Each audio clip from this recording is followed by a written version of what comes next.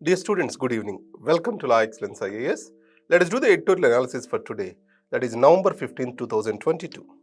The first article, the shape of the Indian economic pie must change. To understand this article, let us talk about capitalistic growth and then socialistic growth. In a capitalistic pattern of society, which sector plays an important role? The financial sector. And in this, inequalities are expected to be high. In a socialistic society, we aim for equality, economic equality. Today, if we observe in India, we are on a capitalistic path of growth. In this process, we are seeing increase in inequalities. In this case, the rise of financial sector is clearly visible.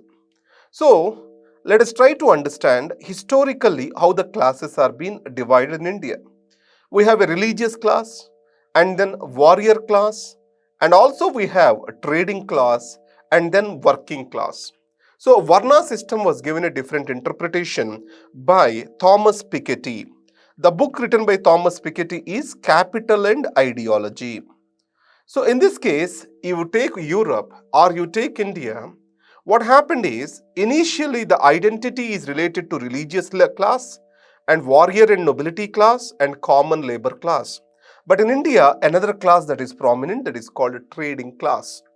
In this scenario, the emergence of financial sector has created new value for money. So money is not just a lubricant today, money is also becoming a source of money, source of income. It means servicing of capital is creating a strong sector called financial sector. Today, most of the value or rise of capital, rise of money is happening in the financial sector. So the rise of inequalities can also be attributed to the financial sector. Now, global inequalities are also on rise. Let us take poor countries are becoming poorer, rich countries are becoming richer. In this case, the inequalities can also be attributed to the financial flows across these countries. If you observe carefully, more than the goods and services that flow between the countries, the capital flows between the countries are highest in history. This shows that the globe is becoming unequal, countries are becoming unequal like never before. And second is, what is important for India, on what we have to focus? One way to develop the business, to provide for value to the capital, we are focusing on ease of doing business. Now, the article suggests that ease of living for the common people, most of the people in this country, that has to be focused. India shall not just focus on ease of doing, it also shall focus on ease of living for the common people. This is one important point which I want to take for the examination. Next is, every society has to justify the inequalities. So, what is the reason for this inequality? If justification is missing or reason is missing, that can lead to a revolution. See carefully, across the world, the revolutions have happened when unreasoned inequalities are on rise. If you talk about French Revolution, when common people are subjected to hardships and without a valid reasons, when people are enjoying the benefits of society, then finally it ended up breaking that particular order through a revolution. Is the globe in a position to justify the existing inequalities? That is doubtful. So these are the articles. What are the points I need to take home or take for my essay? One is the book of Thomas Piketty. Thomas Piketty is a Nobel Prize winner. Capital and Ideology. Based on this Thomas Piketty's Capital and Ideology, an essay has come up in UPSC. Thomas Piketty's Capital and Ideology, how he has viewed the world evolution of the financial systems across the world. And second point, ease of doing business and ease of living both need to be prioritized. Third is rise of financial sector, rise of inequalities. Fourth point is every society has to reason the inequalities. If it fails to give a reason for the rise of inequalities, that order is expected to be disturbed. These are the take-home points. Remember the Thomas Piketty's book, that is Capital and Ideology. Next is mutual benefit. So this is about India-USA trade. You know that Treasury Secretary Janet Yellen has visited India. She met Nirmala Sitharaman, our finance minister. In this point, let us try to understand the concerns of USA. USA today is excessively dependent on China. Europe is dependent on Russia for its energy needs. So this excessive dependency of the West on China and Russia has created uncertainties for them. Today, Russia is using its energy as a geopolitical weapon for its bargaining. Similarly, rare earth metals were used by China to kill various industries across the world.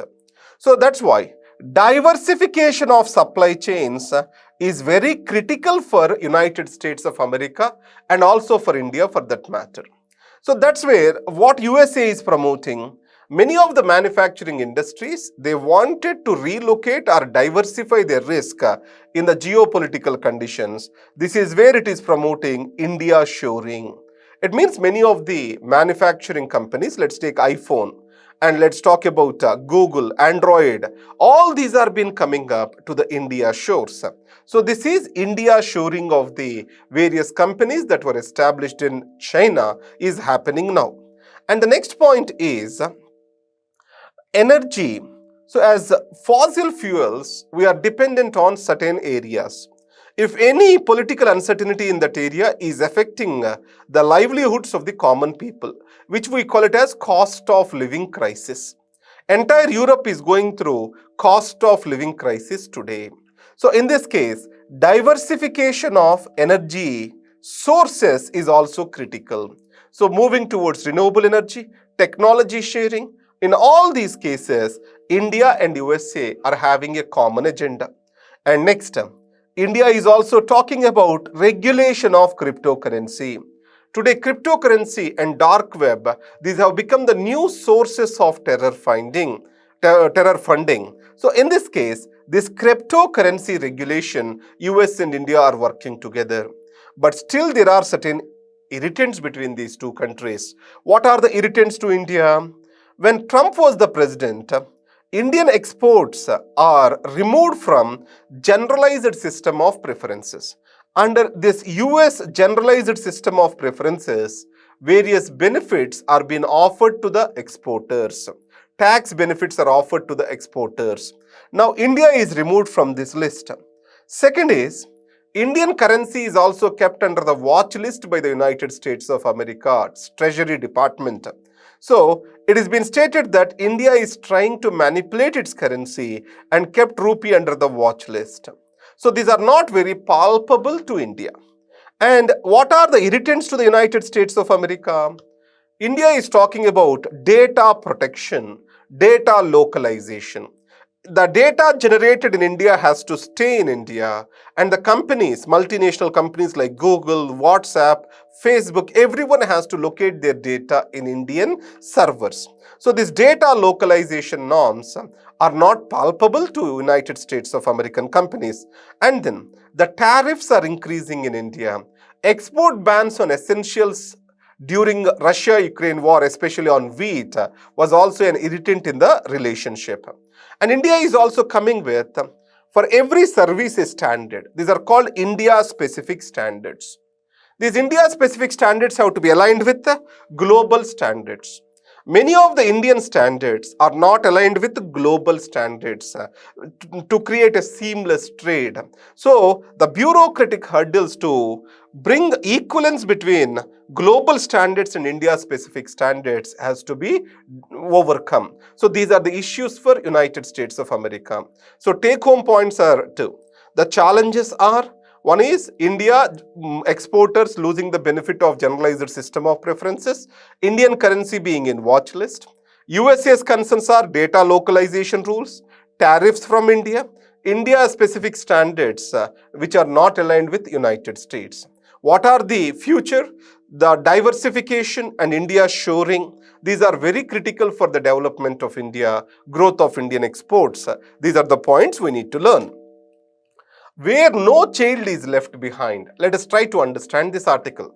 Across the newspaper, this is the most important article which I have felt. You know what is the rank of India today in the Human Development Index? In 2021, it is 132 out of 191 countries. So we are very poor performing country in the aspect of human development. So what is the critical element in the human development?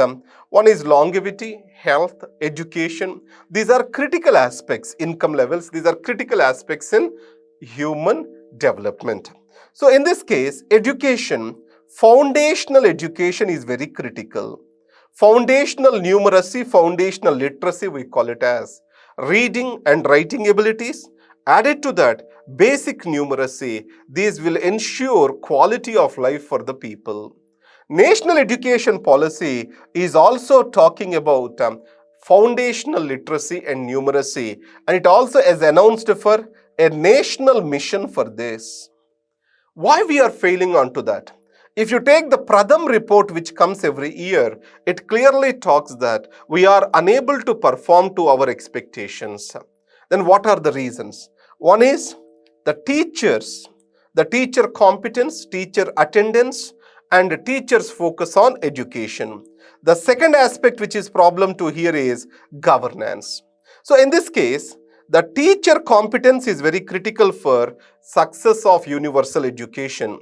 So what are the various successful projects India has experimented, and what are the reasons for their success? One is Shiksha Karmi project. So it is meant to tackle teacher absenteeism.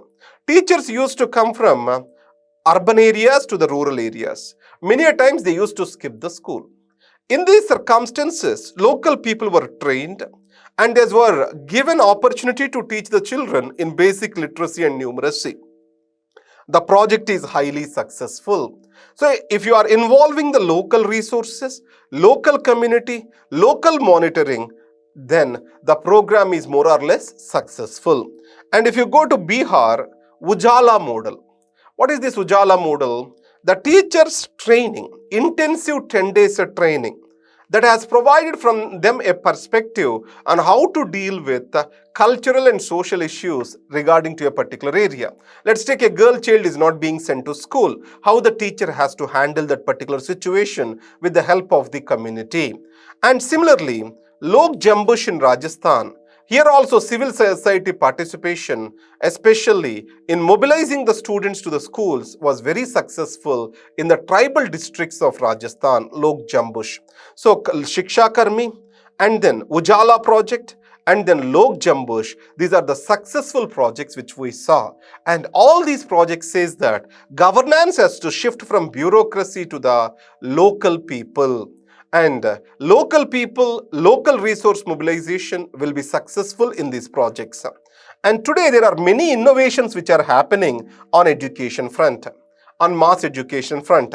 So remember this: Central Square Foundation, Room to Read, Akshara, Jnanashala, Saksham. Remember this: Jnanashala, Saksham, Central Square Foundation, Room to Read, Akshara.